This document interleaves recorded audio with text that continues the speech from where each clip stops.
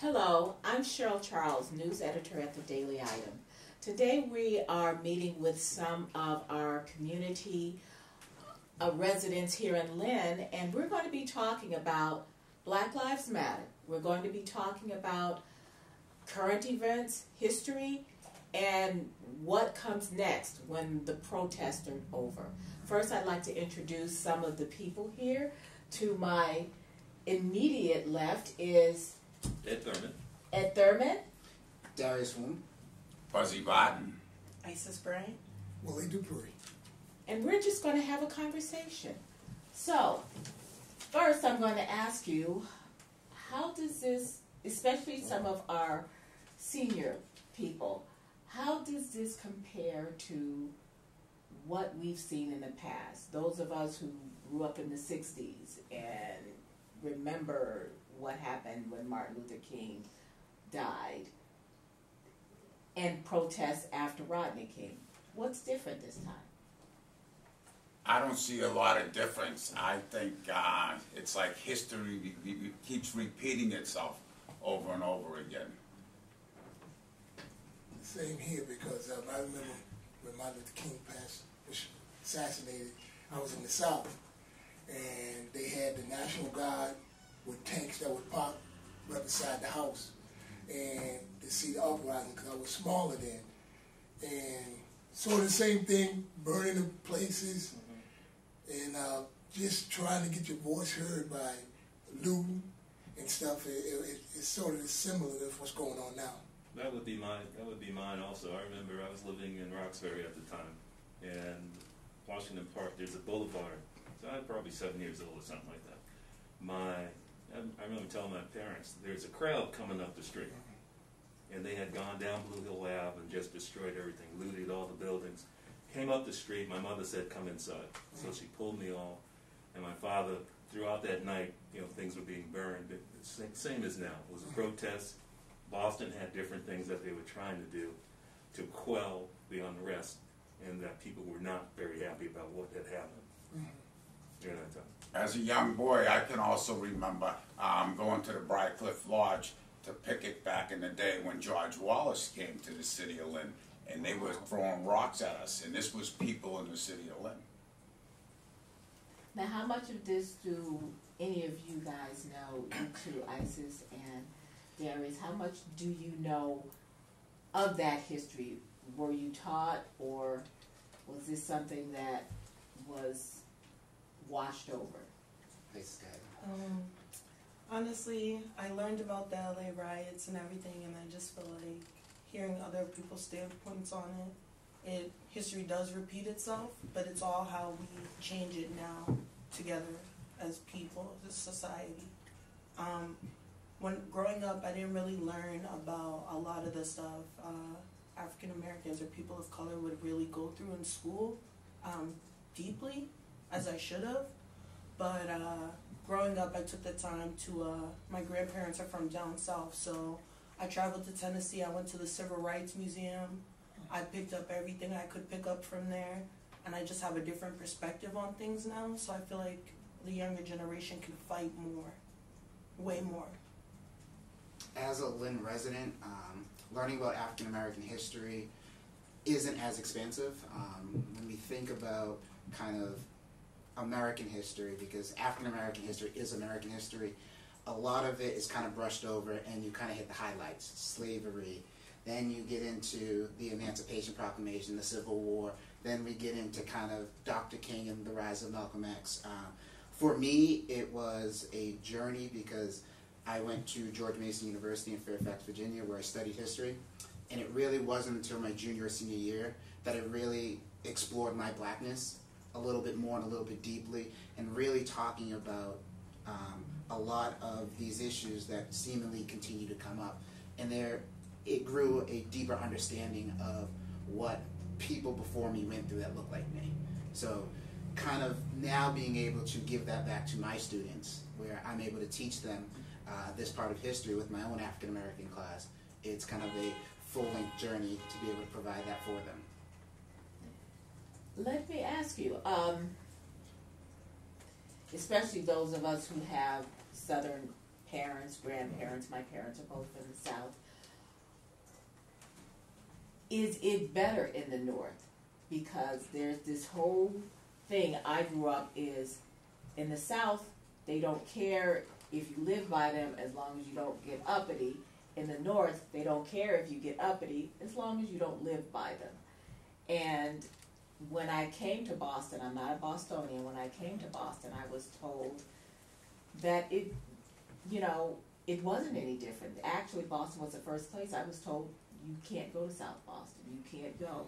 So, for those of us who have that comparison, how is it different, North and South?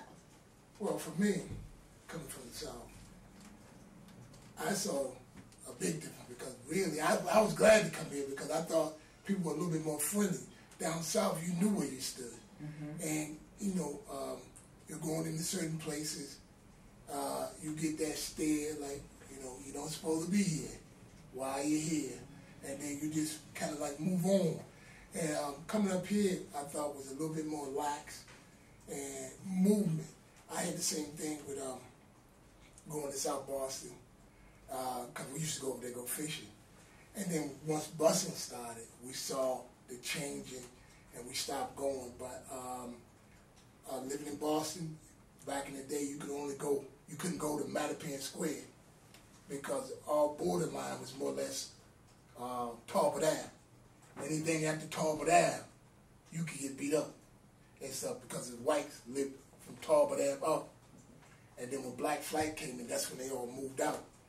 But back then, that was the borderline for blacks that lived in Dorchester, Roxbury.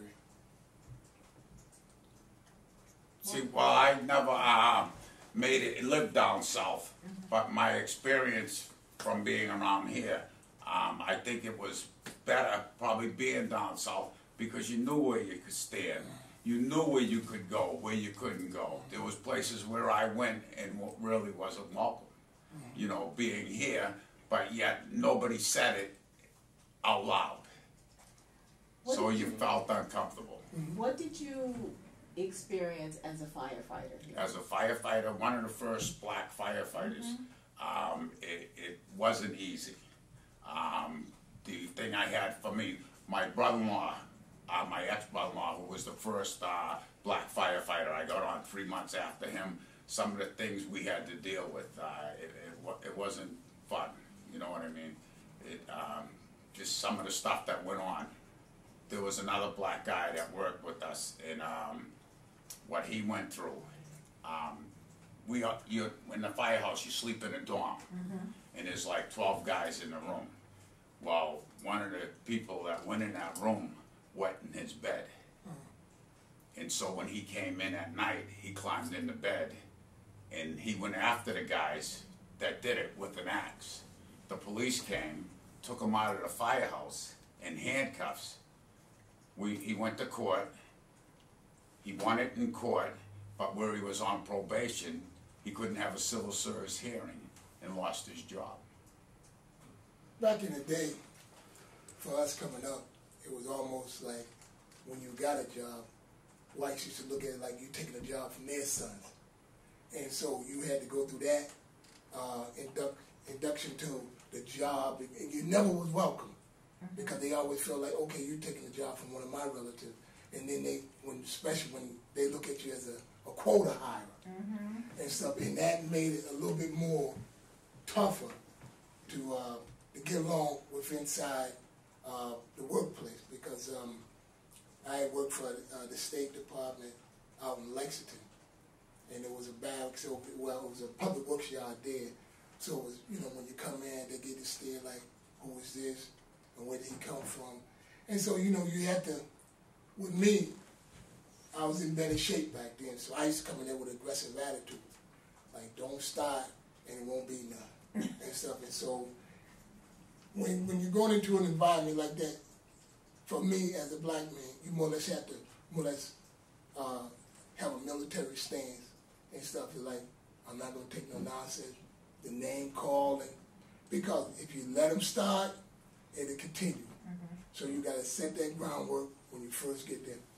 Well, I can see what you're saying about the aggressive start, because when I got on the fire department, I was gonna prove to all of those guys that I was the best fireman that there ever was.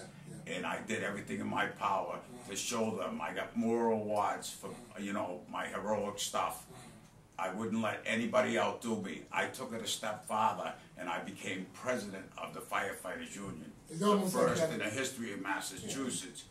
And I used to tell everybody that I was president of the Irish Club. You know, I really did. It's almost like you have to prove yourself. You always have to be twice as good. Right. Yeah. I would say, in terms of whether it's better here or in the South, I would say that I was more comfortable in the North. You know, I actually went to school in the South for a little bit. I was more comfortable here because I knew the issues. You know, it's better the devil that you know than the devil that you don't. So I knew, you know, where you can't, you know, certain areas like South Boston at the time was really tough. You know, growing, you've got the busing issues that are going on there at the time. So it's like, okay, I'm not going to go over there. You know, at one point, Revere, you know, towns right around. You go, okay, if I know if I go through there, I'm gonna have problems. There's gonna be difficulties that, you know, you stop at a light, somebody's gonna try to do something. Versus going to school in the South. You know, you had the innuendos that would come out, people would interview you, whatever that would be, and then they would try to paint you in a way that was not your personality or persona. So I thought, you know, being in the North, you know what the options are. You know that people, they may not like you, so what? You're right, but they're not really going to come up and get in your face. And as you said, if they said something to you, it was really a point of, you looked at them, you looked at them, I didn't get confrontational about it, but you looked at them and said, that's not going to go for me.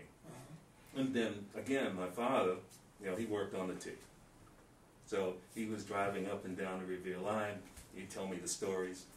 You know, guys would get on the train, mob of guys would then try to assault him. But the good thing about that is that the guys working on the train would then take them and throw them off. You know, you'd have passengers who would say, that's not going to work. And they toss the people off the train. So, you know, there you know, a lot of dynamics happening there. But it was really about, I felt comfortable here. You know, I was in school in the South, and, you know, stuff was happening there. I was like, I'm going back north. One reason why I looked at the North coming to school here, because down in the South, they used to paddle you. You got in trouble, it wasn't calling your parents. They would take you and paddle you right there. So when I came to go to school here, and I heard that they didn't do that no more, I said, thank you, Lord. Well, I got knuckles. I still remember her name. Man. And then that was one of the good things about coming here to go to school here. You know, you didn't get paddled and stuff, and I really appreciated that. Darius, tell me about George Mason. Yes, great experience. It was one of the best experience in terms of, as I said earlier, learning more about my blackness, of really being around more black people for the first time, where Lynn is more diverse. So you really got to have that melting pot and learn about different cultures. So it made that transition easier.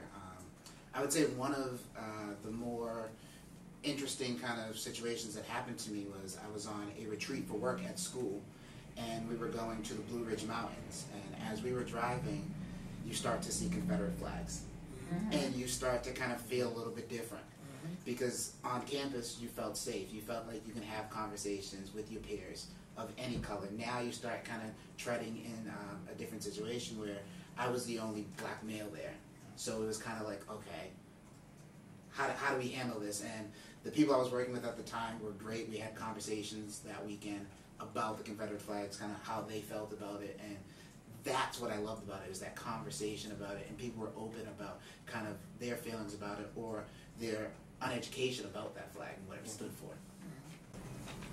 Isis, tell me about some of your experiences just here as a Lynner. So, I enjoyed Lynn. I moved from Salem a couple years ago. It's definitely diverse, a very diverse place. You learn about all different cultures. But really until I started exploring my blackness, as you put it, I like that. exploring my blackness, did I like learn more about me and the culture and stuff? And I just feel like a lot of what people were saying about like the South being different from here, I was taught a story painted like that, like the South was bad and up here everything was just peaches and cream for people of color, when it was like you still had to face so much adversity and overcome it the best way you could. So I mean, I like exploring my blackness. Like, yes. I like learning about the culture. I like seeing different standpoints on it. So it's a learning experience for me. Could I add on, you know, when you say Lynn, you know, as a young person, my first experience was in Roxbury. But when I came to Lynn, I think I came in about the 4th grade. And I don't think that any friend that I ever met that I looked at in terms of black and white, in terms of who they were, because it would be, like you just said, the city's a melting pot. And so every person that you know, all the young people would be like, what's your name? Yeah, Tom. You know, so then you talk with them. Those friends I have till today. But, you know, the city itself, whereas other environments outside, Lynn to me seemed to be a different place. Was not having the same issues as Boston or surrounding communities. And so the people that you knew they were you know, you had your little spots where you got certain personalities and everybody knew them. They go, oh, that guy over there, you don't want to deal with him. And people would just you know, but out of everything you were doing, you know, 9 out of 10 people that you met at that point, I thought were, you know, straightforward, easygoing. And then you say, you know, meeting, you know, my blackness. For me, you know, I knew, but when I went to college, also they had African American studies at that time. Yep, that I would remember. take you down the road of history, you know, along with talking with your parents about, you know, what the issues and the challenges are for you here. You know, and then that challenge, they would ultimately have to bring you through an area as a young person that you hope not to bring your kid through too early, but then you have to make sure you educate them and let them know what those challenges are. So, where do we go from here? When the Black Lives Matters posts go down, when the protests end, what are we going to do? What's going to change? I ask you, where are we going? That's a good question, because we've been through this before many a times, and it seems like after a while everything calms down and we go back to status quo. Right. Which we got to figure out a way to move ahead. I was talking to Darius's father this morning, and he told me Darius made a great statement. He said, back in the day, we had Martin Luther King as a leader. Who's our leader out there now? I think when we look at the Black Lives Matter movement, there's a lot of different voices because of social media and our platform. I think as we start to look at kind of our history and we look at the civil rights movement, we can name Dr. King, we can name Malcolm X, we can name the leaders of the Black Panther Party. Today, I don't think anyone actually knows who actually started the Black Lives Matter movement, from Alicia Garza to Opal Tomate to Patrisse Cullors. But what we do know are, unfortunately, the lives that we lost, from Right. Trayvon Martin to Freddie Gray to Sandra Bland to this recent one with George Floyd. Yeah, so we know those names more, and it's hashtag Black Lives Matter, hashtag RIP name. And I think today we need more of a unified voice in terms of who are we following, because it seems like everyone's following somebody different. And it's kind of, how do we become one? And I think it's very important when we say one, it's everybody, not just Black people. And do we need a leader? Do we need a leader, or do we need a platform? Do we need to figure out what we want? We want police reform, we want justice, we want accountability. But do we need a one person to speak for all of us? For me, I think it's more of a platform. Yeah. I mean, I think that there are so many voices you just can't have one person trying to direct it. You have your platform, which is then pointed towards toward justice or the injustices that are bestowed on people, on certain people. That allows you, whether it's the biases, and let's talk more about the biases. You talk about the biases. Is it bias when I'm walking down the street and you decide to cross the street, right? What does that say to the person, or about what your thoughts are? You might be crossing the street naturally, but if there's nobody on the road and I get, and all of a sudden you go, or you're a person, a young lady that grabs your purse as if I'm going to run away with it. That is not fair. Or the policies of your company that may keep you from reaching a certain level, let you go so far, but then you can't go any farther within the company. Within the company. So those are things that have to be addressed, and I think that becomes a larger discussion. And when people say that there aren't institutional issues, I don't think that they can honestly look in the mirror and say that's correct. Whose responsibility is it? I mean, people keep asking us, black people, to solve racism. Yes, we can do things, but who's responsible to solve the problem that we did not cause? I definitely think that we can work together to solve the problems. All of us as a whole, as a voice, one voice on a platform, working together to stop injustices, because it's true that the system as a whole it's broken. It's broken, and some people are misrepresented in the criminal justice system altogether. And I think that we can all educate each other, whereas we won't need a leader because our voices are all being heard. We've all stood up and learned what we could learn together to change for the better. So I just think if we all educate and try to get as many people on the same platform or the same movement as us, we can change anything. And just like voters, people need to vote more, learn more, get out there and try to change everything for the better for everyone. Because if they attack one, they can attack all with the same method. I think moving forward, now whites are more in tune with what's going on. Before, when you say we have this going on, this problem, they would look at it and say, yeah, we didn't heard it before. Now with them seeing actual data of people getting killed, like I say, it is injustice. For us to sit back and not stand and rally behind their cause is us doing nothing. And so I think that's the change that's moving forward, that when people were saying, yeah, we didn't hear that, y'all been looting, burning up places before, and then we was telling them that injustice is going on with people getting killed. Because what you see now is probably 10 times more back in the day. Absolutely. And stuff.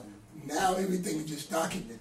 Yes. And stuff. So now people, whites are looking at it and saying, okay, I kind of can see what they're saying because it's right in front of me. And stuff. And so that's the change that's going to go forward, because they're saying, well, they would never understand, but they can also say, well, I can sympathize a little bit better than before. Why is that? Well, we had Rodney King. That was all televised and every other thing, but yet it didn't. It didn't, because I think people always think, well, what did he do? Absolutely. Well, there's always two sides. Don't rush to judgment. And you start to realize you don't see things the way you do until you see the woman who is calling the police because an African-American man was threatening her and her dog. And you see that and you realize this has been going on a long time. She said she was going to say that you threatened me. Yeah, absolutely. Yeah. Look up, this latest incident with George Floyd. I happened to walk in at night and I saw an officer on TV making a statement. Now I'm looking at the statement going, well, he jumped, he did this. And then I saw the footage that came through, right? And I'm looking at the officer and I'm watching a man basically beg for his life, right? So he's begging for his life. And then the people are telling the officer, he's saying he can't breathe. Yeah. I watched that officer then shift his weight Yeah. to drive down more weight on the man's neck. And so it was one of those situations where I just went, that can't be in this society. You can't deliberately, with your hand in your pocket, Put more pressure. you know, on your life. deliberately kill this man Yeah. and think that it is okay and society's not going to respond. I had a hard time But dealing with that. my thing was, how did the police the police? I'm saying to myself, you got another officer and two of them that's behind the other officer with his knee on the back. Seems like somebody would say, okay, Harry, that's enough. Right. The guy's about to pass out. Nothing. For them to sit there and do nothing, I'm saying to myself, they should be charged the same as him. Because if I was somebody committed murder, they're going to put that murder on me as well. Absolutely. So I'm saying to myself, Even if you just drove the car. that's you know what I mean? But why wouldn't the police just sit there and say, listen, that's enough? It's almost like that code of, that shield of blue, that you have to go along to get along. Right. And for somebody to just sit there and say, you're killing him, just a simple fact, he said, you're killing this man, get up off of him. None of them did that. You know what, I went to a protest yesterday, and I took a knee for 8 minutes and 46 seconds. That's a long. And you know something, I couldn't believe how long it was. I was having trouble just kneeling down like that for 8 minutes. And halfway through, I said to the person who was next to me, who happened to be superintendent of schools, Dr. Tutwiler, I says, is somebody keeping timing? Because we've been down here a long time, and we weren't even halfway through. Yeah. So imagine you're putting your knee on somebody's neck, and you know, until they pass out and die. You know, that's unbelievable. And I think when you really look at it, as a proud son of a police officer, we really don't talk about his job, and I respect him for that.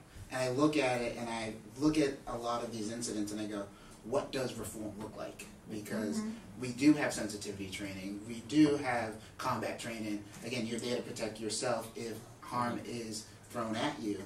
And then I look at what else can we do if it's not just police reform. I look at our education system right now, where students aren't being taught African American history. Students of color don't get the same services depending on where you are. But then I look at it and look at our criminal justice system and see so many people that look like me in prisons.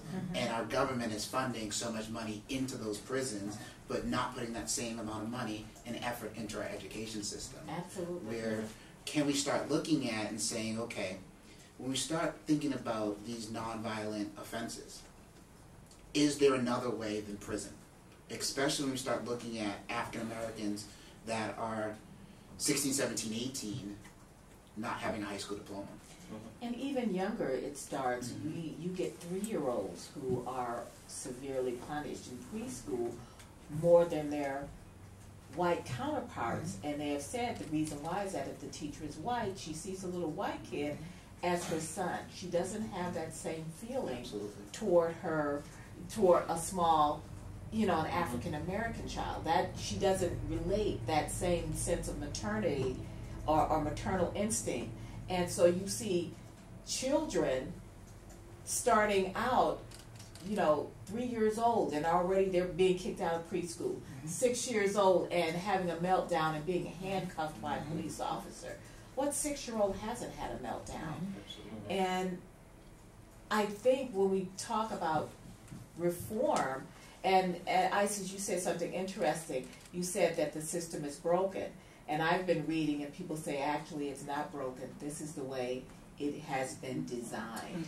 It has been designed from slavery to make sure that we are kept down. So it's not even that the system is broken. It's working perfectly. It's just not working for us. So how do we make it work for us? I mean, from what I know from school, I go to Salem State for criminal justice is my major, and my minor is in legal studies. From what I learned from professors, it's just like we need more like they said, a quota, like hiring an African American to make quota. I just feel like we don't need a quota. We should just hire more people, different races, diverse the police community altogether, so everybody knows. Just like you said, the feeling of a white teacher, you know, that's the white student is her son. We need to diverse the police community.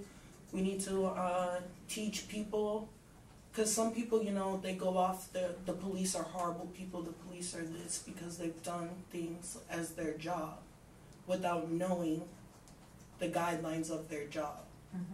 Yes, it's unfortunate that an officer leaned on someone and killed him. Yes, that's unfortunate, but at the same time, an officer has a job to serve and protect, and I feel like some people automatically assume that police in general are just horrible. They don't care about, you know, you as a person or what skin color you are. You're just somebody to be arrested for them to complete their job. And I just feel like sometimes when people think like that or they feel like that, they don't know enough. They don't know enough about, you know, a police officer or their job or their guidelines. And I think to change that, we just need more voices to be heard. We need more. We need diversity within each realm of life, whether that's the justice system and understanding, whether that's the policies in terms of, you know, how individuals are handled, reviewing in terms of, you know, what's maximum, who's getting maximum fines, maximum, you know, sentences in you know, incarceration. You know, why was this person initially stopped? I mean, I have my own experiences. I'll say that as a young person, I was driving in a community around here, had a light out. So my car had a light out. I got pulled over by an officer. I had a big snorkel. It's freezing out, so I got my big snorkel jacket on. So I get out. You know, I ask him. You know, when you get pulled over, my father taught me: take out your stuff, put your hands on your steering wheel. Make sure you ask every question before you move. Turn the dome light Turn on. the dome light so they can see everything you're doing. Yep. So I did all of that, and the officer came over, and he was, you know, fairly nice officer. You know, we were talking, and I said, well, he said, your light's out. Oh, it is? It's broken. Oh, all right. So I said, well, can I get out of the car for a moment? He goes, yes. So we get out of the car. And he takes me to the front, he shows it to me. And so now we're talking. But in the interim, another officer comes up in his car, and I'm at the back. I got my hat, my snorkel, my hat off, my coat. And so we're talking, and this officer pulls out his gun. Now I have this gun pointed at me, and I go, and so I, you know, I'm like, well, you better be really calm about what you ask next. So the officer I was talking to, I asked him, I said, so why is that officer pointing that gun at me? And he said, what? So then he turns around, and he tells the guy, what are you doing? And I go, and he goes, put that away. But in a different context, that could have been a bad day for me, right, in my parents. And so, you know, it's about, you know, what did that guy see when I was talking with the officer? You know, what was his biases when he approached me? When, you know, was it the coat? You know, because certainly he didn't spend any time knowing me or getting to hear what the conversation was about, or that I had, you know, or that I wasn't threatening this officer in any way. The whole thing is, I think when police show up, they think it's power and take charge. Because my incident with a police officer, I was on Charles Street in Stewart downtown, me and another guy, and we was coming out of the club, and so police come up back, hands against the wall. Okay, they had their guns out. So I said, we turn around, what's the problem? White lady just got robbed, you two fit the description. And so I made a little smile, dude hit me in the stomach with the gun. I said, oh, well, this is it. I said, wait a minute. I said, you just come out of the club. And then he said, he said, you know, you smiling too much. I said, smiling? I said, how am I smiling with a gun in my face? You know, he said, some come over the radio, say you lucky, we're going down the street. I'm saying to myself, because I'm thinking, that's the MO for every black stop. A white lady got robbed and stuff, and you fit the description. And so, like I said, things isn't as bad back then as they are now, because you know, it was like 2, 3 in the morning.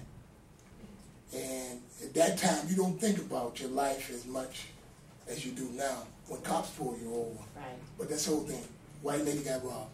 Yeah, when they follow you, they pull out and follow you. You go, well, what did I do? So now I spend time looking in my mirror. Yeah, and like, waiting. how long am I going? How long is he going to follow me? Then, Yeah. My father said, well, you'll make a turn. I'll make a turn. Yeah. And so now when they turned after me, I go, okay. So what did I do what did I do when the speed limit is 35 and I'm going 36 or 35?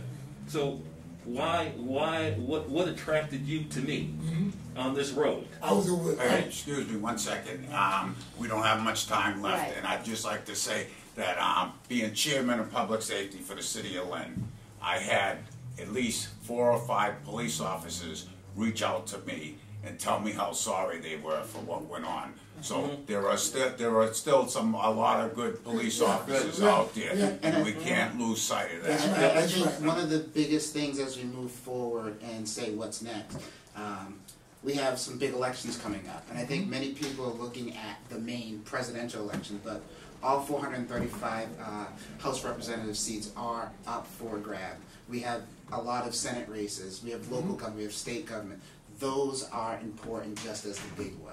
And I think people like me as a young African American need to get out and vote. And not just vote for the big presidential election, for other little elections. We're going to close there. Thank you all so very much. We could probably talk all day. Yes. Thank you. I think you did a great job.